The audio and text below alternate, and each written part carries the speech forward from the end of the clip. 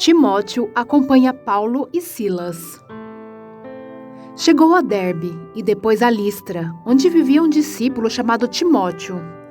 Sua mãe era uma judia convertida e seu pai era grego. Os irmãos de Listra e Icônio davam bom testemunho dele. Paulo, querendo levá-lo na viagem, circuncidou-o por causa dos judeus que viviam naquela região, pois todos sabiam que seu pai era grego. Nas cidades por onde passavam, transmitiam as decisões tomadas pelos apóstolos e presbíteros em Jerusalém, para que fossem obedecidas. Assim, as igrejas eram fortalecidas na fé e cresciam em número cada dia. A visão de Paulo em Troade. Paulo e seus companheiros viajaram pela região da Frígia e da Galácia, tendo sido impedidos pelo Espírito Santo de pregar a palavra na província da Ásia. Quando chegaram à fronteira da Mísia, tentaram entrar na Bitínia, mas o Espírito de Jesus os impediu. Então contornaram a Mísia e desceram a Troade. Durante a noite, Paulo teve uma visão, na qual um homem da Macedônia estava em pé e lhe suplicava: "Passe a Macedônia e ajude-nos." Depois que Paulo teve essa visão, preparamos-nos imediatamente para partir para a Macedônia, concluindo que Deus nos tinha chamado para lhes pregar o Evangelho. A conversão de Lídia em Filipos. Partindo de Troade, navegamos diretamente para Samotrácia e no dia seguinte para Neápolis. Dali partimos para Filipos, na Macedônia, que é colônia romana e a principal cidade daquele distrito. Ali ficamos vários dias. No sábado saímos da cidade e fomos para a beira do rio, onde esperávamos encontrar um lugar de oração. Sentamo-nos e começamos a conversar com as mulheres que haviam se reunido ali. Uma das que ouviam era uma mulher temente a Deus chamada Lídia, vendedora de tecido de púrpura da cidade de Tiatira.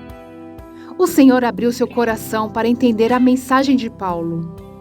Tendo sido batizada, bem como os de sua casa, ela nos convidou dizendo: "Se os senhores me consideram uma crente no Senhor, venham ficar em minha casa."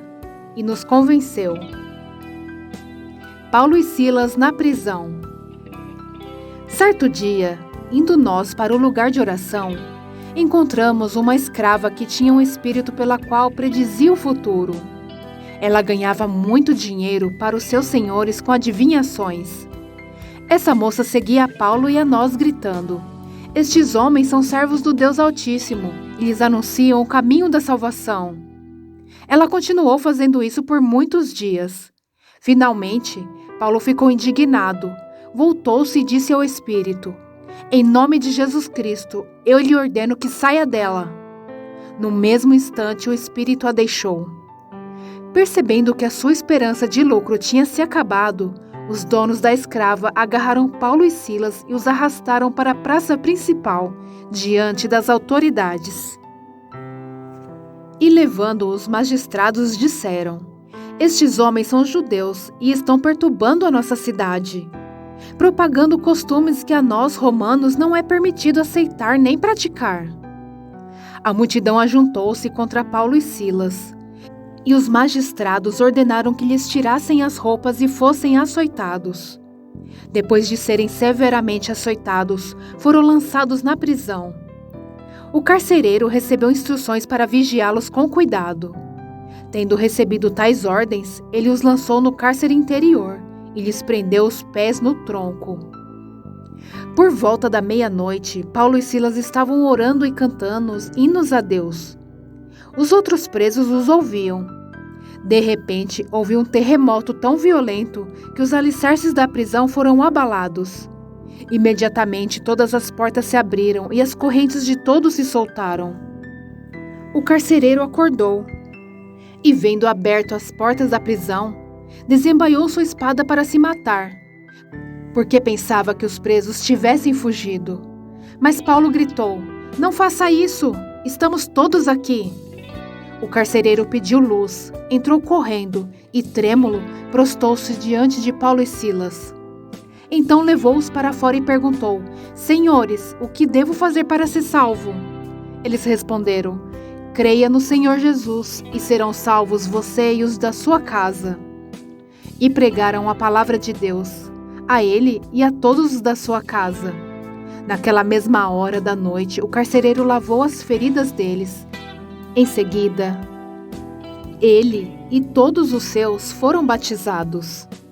Então os levou para sua casa, serviu-lhes uma refeição, e com todos os de sua casa alegrou-se muito por haver crido em Deus.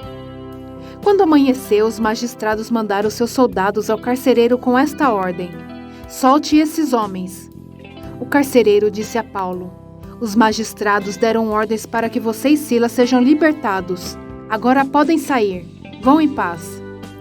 Mas Paulo disse aos soldados: Sendo nós cidadãos romanos, eles nos açoitaram publicamente sem processo formal e nos lançaram na prisão. Agora querem livrar-se de nós secretamente? Não. Venham eles mesmos e nos libertem. Os soldados relataram isso aos magistrados, os quais, ouvindo que Paulo e Silas eram romanos, ficaram atemorizados. Vieram para se desculpar diante deles e, conduzindo-os para fora da prisão, pediram-lhes que saíssem da cidade. Depois de saírem da prisão, Paulo e Silas foram à casa de Lídia, onde se encontraram com os irmãos e os encorajaram. E então partiram.